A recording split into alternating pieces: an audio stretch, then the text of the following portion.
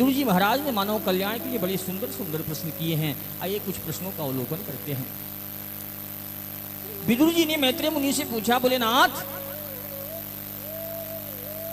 इस संसार में सभी कर्म करने के बाद भी दुखी क्यों हैं,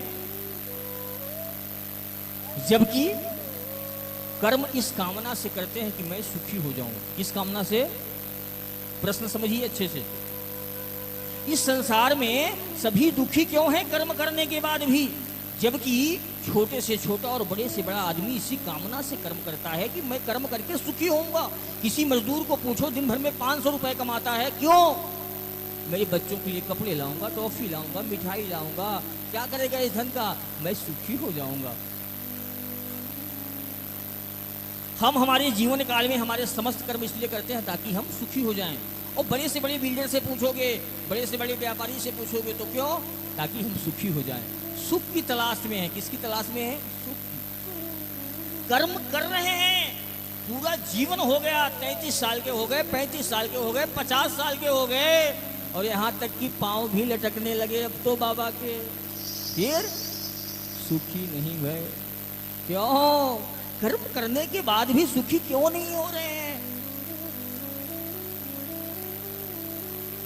महाभागवत श्री मैत्रेय मुनि जी कहते हैं, द्वारिकाधीश के सुंदर उपदेश का बखान करते हैं। क्या कहते हैं? विदुर जी, इस संसार में मनुष्य जो कर्म करता है ना, वो फल की कामना से करता है। किस कामना से करता है? फल की कामना से करता है, जबकि उस मनुष्य के हाथ में फल की आशा करना है ही नहीं। फल देना तो ठाकुर जी के हाथ में है। कर्म फल त्याग, कर्म फल का त्याग करो, निष्काम कर्म करना सीखो, कर्म करो। आप परीक्षा देने जाते हो, जो लिखते हो उसका नंबर कौन देता है? टीचर देता है। तो इस संसार रूपी परीक्षा हॉल में हम सभी विद्यार्थी तो हैं, परीक्षा देने तो आए हैं। आज हमने अच्छे कर्म करना प्रारंभ कर दिए, कल हमने क्या किया था तो वो भी तो हमको ही भोगना है।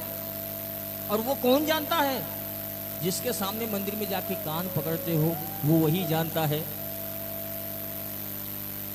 अरे क्या साधु, क्या संत गृहस्थी, क्या राजा, क्या रानी, क्या साधु, क्या संत गृह